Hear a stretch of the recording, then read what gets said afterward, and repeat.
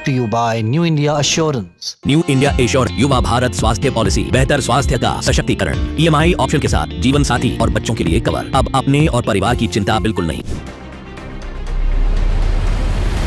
Budget 2026-27 आ चुका है। इसमें देश के 4 राज्यों में रेयर अर्थ मिनरल कॉरिडोर बनाने का ऐलान किया गया है। क्या होते हैं रेयर अर्थ मिनरल्स? क्यों इनके बल पर चीन दुनिया के सामने आंखें तरेरता है? क्यों डोनाल्ड ट्रंप भी इन्हीं के लिए ग्रीनलैंड को कब्जाने पर उतारू हैं? और हमारे लिए ये मिनरल्स क्यों जरूरी हैं?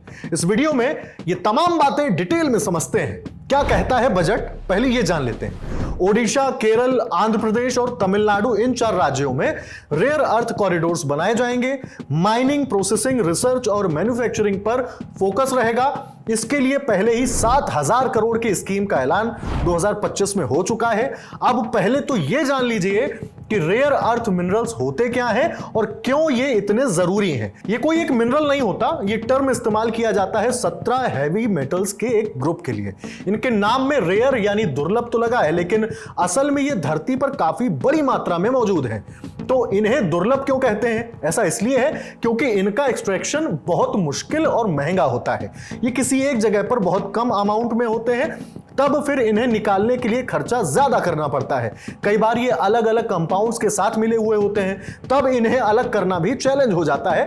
कुल मिलाकर इन्हें इस्तेमाल में लाना बड़ा खर्चीला हो जाता है। अब सवाल यह है कि अगर ये इतने ही महंगे हैं, तब क्यों दुनिया भर के देश इनके पीछे भिड़े जा रहे हैं? जवाब है मॉडर्न टेक्नोलॉजी। चाहे क्लीन एनर्जी हो, डिफेंस और मेडिकल उपकरण या आपकी स्मार्ट स्क्रीन, इन सभी कामों में इसका यूज होता है, यानी रेयर अर्थ मिनरल्स का। सिल्वर, व्हाइट या ग्रे दिखने वाले इन एलिमेंट्स की मैग्नेटिक स्ट्रेंथ बहुत स्ट्रांग होती है। इनकी इलेक्ट्रिकल कंडक्टिविटी भी ज्यादा होती है। ये एनर्जी ऑब्जॉर्व करके लाइट एमिट करते हैं। इन्हीं सब चीजों के लिए ये फ्यूचर टेक्नोलॉजी जरूरी है। अब बात करते हैं इस कॉरिडोर की, जिसका ऐलान बजट में किया गया है। ओडिशा, आंध्र प्रदेश, केरल और तमिलनाडु में इसको बनाया जाना है। कॉरिडोर से मतलब है एक ऐसा इलाका जहां माइनिंग, प्रोसेसिंग से लेकर इंपोर्ट एक्सपोर्ट तक के रास्ते आपस में जुड़े हो। रोड, रेल, बंदरगाहों का नेटवर्क हो। बेसिकली ऐसा इंफ्रास्ट्रक्चर जो इनके इस्तेमाल की पूरी चेन को रफ्तार दे। इससे ओवरऑल बिजनेस किफायती हो जाता है। बाकी अब सवाल यह है कि भारत में रेयर अर्थ मिनरल्स कहां हैं? भारत के तटीय राज्यों में एक खास रेत पाई जाती है जिसे मोनाजाइट सैंड कहते हैं। ये वही रेत है जिसमें न्यूक्लियर फ्यूल के तौर पर इस्तेमाल होने वाला थोरियम पाया जाता है। इसी रेत में मिलते हैं रेयर अर्थ मिनरल्स भी। जिन राज्यों में कॉरिडोर बनाने का फैसला किया गया है, वहां इनकी मात्रा सबसे ज्यादा है। पूरी दुनिया को देखें तो भारत के पास दुनिया भर में पाए जाने वाले रेयर अर्थ का 8% हिस्सा है।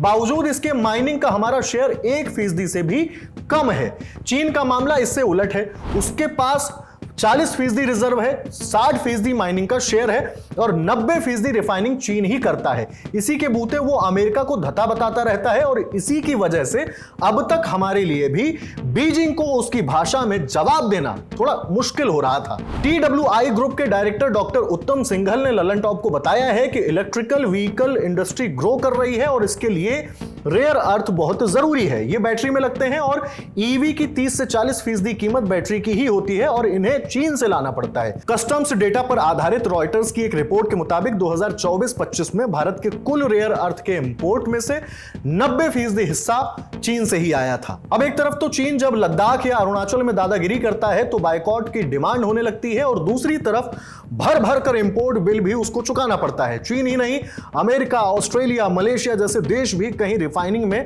कहीं आगे हैं। भारत को आगे निकलने में इतना वक्त क्यों लग रहा है, यह सवाल है।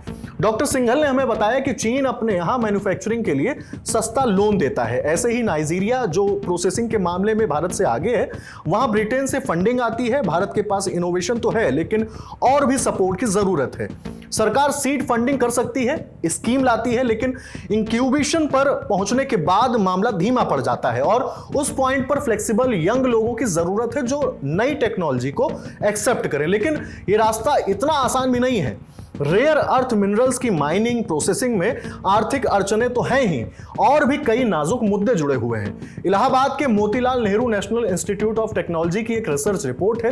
केरल के कोल्लम में मिट्टी और पानी पर रेयर अर्थ माइनिंग और प्रोसेसिंग के असर को स्टडी किया गया। इस स्टडी में पता चला कि रेयर अर्थ की वजह से वहां की मिट्टी किस हद तक कंटेमिनेट हो चुकी है। रिपोर्ट में जल्द से जल्द हेल्थ रिस्क असेसमेंट की जरूरत बताई गई है।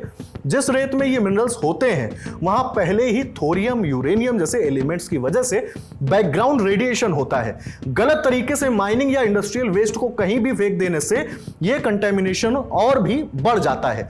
जब समुद्री तटों पर माइनिंग करनी होती है तो मिट्टी की सबसे ऊपरी सतह यानी टॉप सॉइल को कई मीटर की गहराई तक निकाल दिया जाता है। फिर इसमें ऐसे केमिकल डाले जाते हैं जो इन मिनरल्स के साथ घुल जाते हैं और इन्हें बाहर निकालना आसान हो जाता है।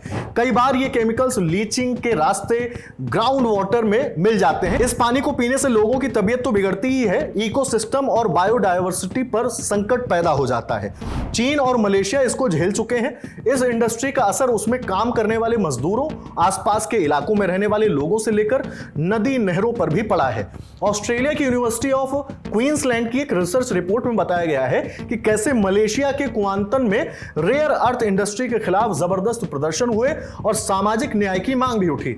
भारत में भी जिन 4 राज्यों में कॉरिडोर बनना है वो पहले से ही माइनिंग से होने वाले नुकसान के चक्कर में फंसे हुए हैं। केरल में वेस्टर्न घाट की इकोलॉजिकल सेंसिटिविटी का मामला कोर्ट तक जा पहुंचा है। तमिलनाडु के तटों का ऐसा बुरा हाल है कि हर साल बाढ़ का संकट घेर लेता है। आंध्र प्रदेश और ओडिशा में आदिवासियों को अपने जंगल, अपनी जमीन खोने का डर लगा रहता है। देश में 75 ऐसे आदिवासी समूह हैं जिन्हें खासतौर पर संवेदनशील माना जाता है और इनमें से 25 अकेले इन्हीं दोनों राज्यों में हैं। यूं तो किसी भी प्रोजेक्ट के समाज और पर्यावरण पर असर के लिए एनवायरमेंट इंपैक्ट असेसमेंट किया जाता है। खासकर आदिवासी इलाकों में PESA एक्ट के जरिए स्थानीय लोगों को फैसले लेने की ताकत दी जाती है, लेकिन इनके नियमों में भी अब ढील दी गई है। इसकी बानगी ग्रेट निकोबार प्रोजेक्ट में देखी जा चुकी है। अभी रेयर अर्थ कॉरिडोर की डिटेल्स का आना बाकी है। बहरहाल रेयर अर्थ के एक्सट्रैक्शन में एहतियात जरूरी है। अब हमारा देश 2 उम्मीदों को एक साथ कंधे पर लादकर चल रहा है। एक तो यह कि रेयर अर्थ के सहारे ग्रीन फ्यूचर की दिशा में बढ़ा जाए, दूसरा यह कि इन कोशिशों में किसी का नुकसान ना हो। आपके हिस्से भी एक जिम्मेदारी सौंप रहा हूं कमेंट कर बताने की कि आपको यह वीडियो कैसा लगा। यह रिपोर्ट लिखी है हमारी साथी शताक्षी अस्थाना ने। मेरा नाम हिमांशु है। नमस्ते।